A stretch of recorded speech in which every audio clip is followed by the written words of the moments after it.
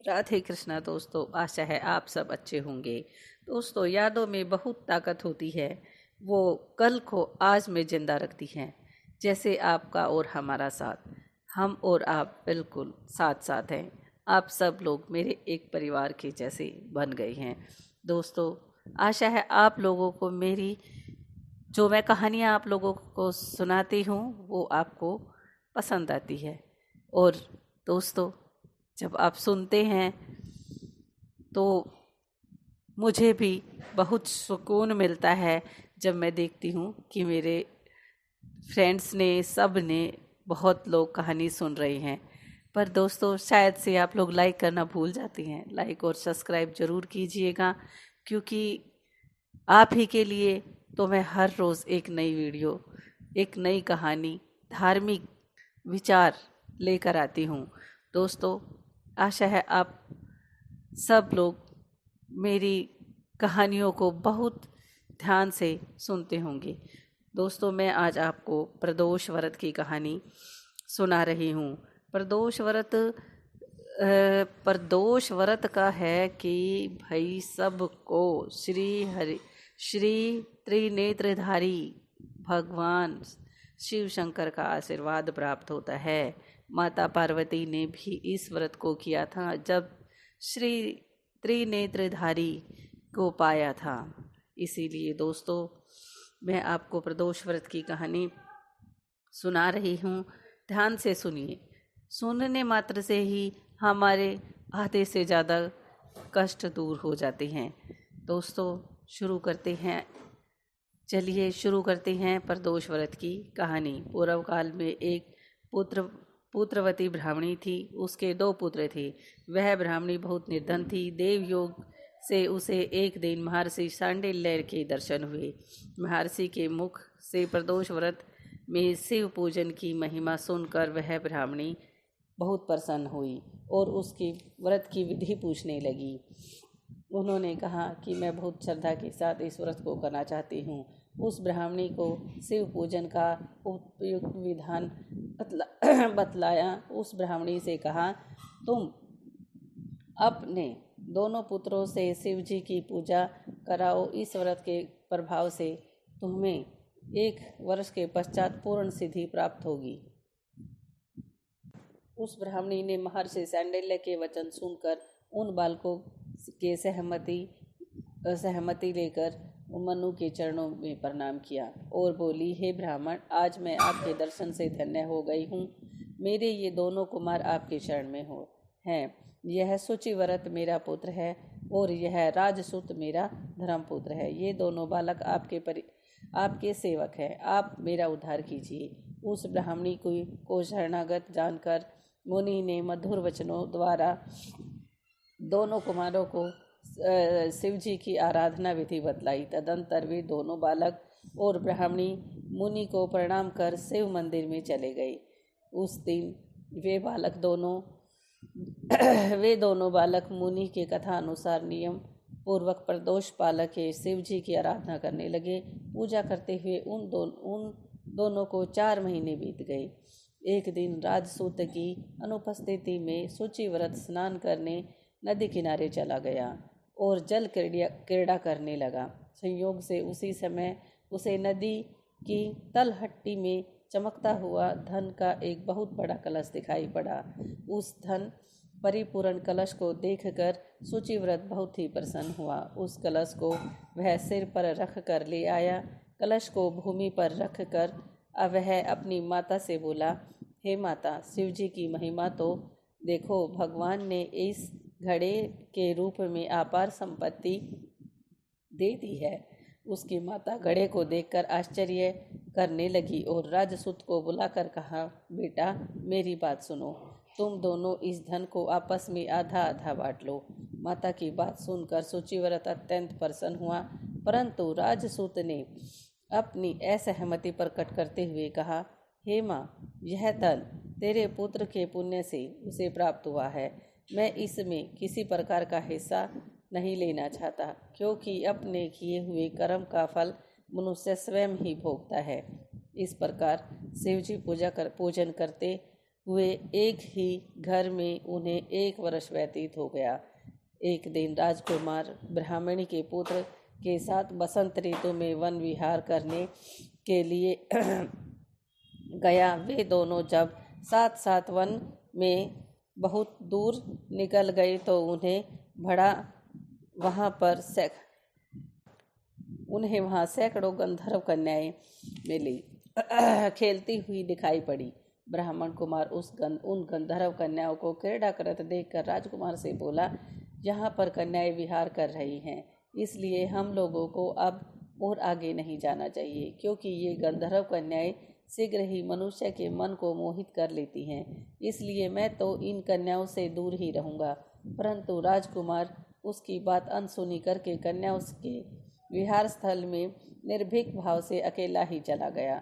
उन सभी गंधर्व कन्याओं में प्रधान सुंदरी उस आए हुए राजकुमार को देखकर मन में विचार करने लगी कि कामदेव के सामने सुंदर रूप वाला यह राजकुमार कौन है।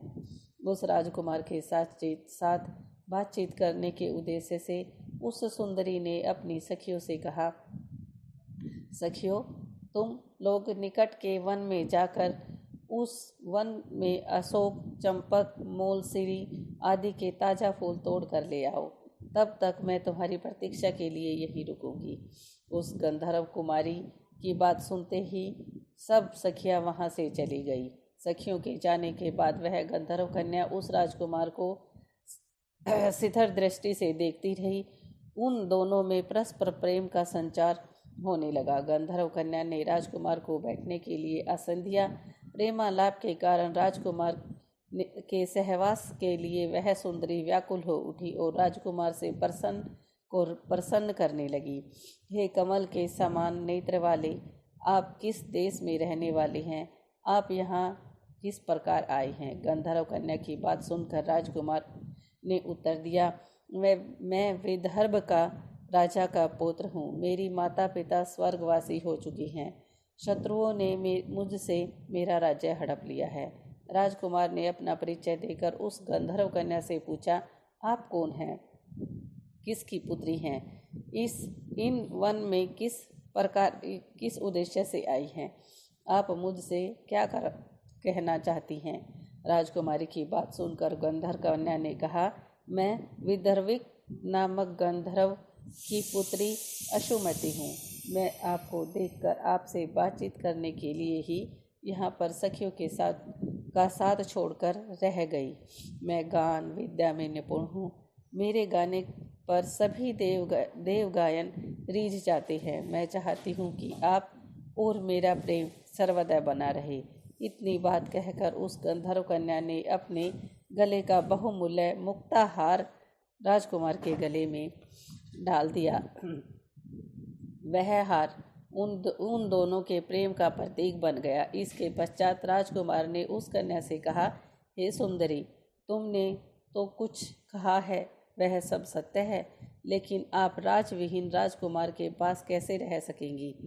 आप अपने पिता की अनुमति के लिए बिना मेरे साथ कैसे चल सकेंगी? राजकुमार की बात पर वह कन्या मुस्कुरा कर कहने लगी, जो कुछ भी हो, मैं अपनी इच्छा से आपका वरण करूंगी।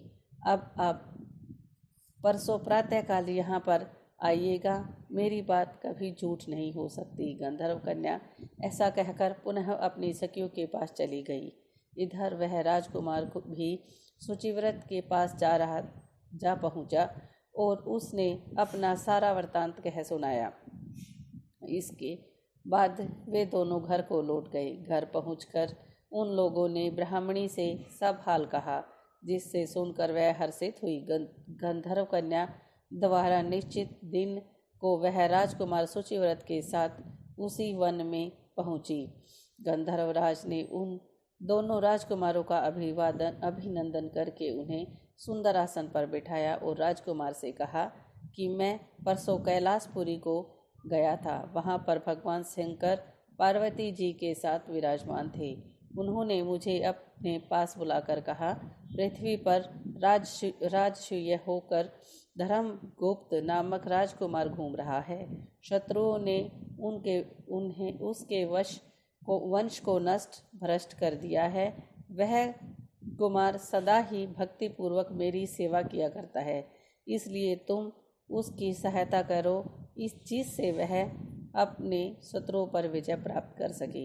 इसलिए हे भगवान, शिव जी की आज्ञा से अपनी पुत्री अशोमती आपको सौंपता हूँ। मैं शत्रुओं के हाथ में गए हुए अपने राज्य को आपके राज्य को वापस दिला दूंगा। आप इस कन्या के साथ 10,000 वर्षों तक सुख भोग कर शिवलोक को चले जाएंगे। शिवलोक में जाने पर भी मेरी पुत्री इसी शरीर में आपके साथ रहेगी। इतना कहकर गंधर्व ने अपनी पुत्री का विवाह राजकुमार के साथ कर दिया। दहेज में उनसे बहुमूल्य रत्न, वस्त्र, रथ आदि प्रदान किए। इसके अतिरिक्त दास दासियां तथा शत्रुओं पर विजय पाने के लिए गंधर्वों ने चतुरंगिनी सेना भी राजकुमार ने गंधर्वों की सहायता से शत्रुओं को नष्ट कर दिया और अपने नगर में प्रविष्ट हो गई। मुनियों ने राजकुमार को सिंहासन पर बिठाकर राज्याभिषेक किया। अब वह राजकुमार सुख भोगने लगा। जिस दरिद्र ब्राह्मणी ने इसका पालन पोषण किया था, उसे भी राजमाता के पद पर आसीन किया गया। वह शुचि व्रत का उसका छोटा भाई बना।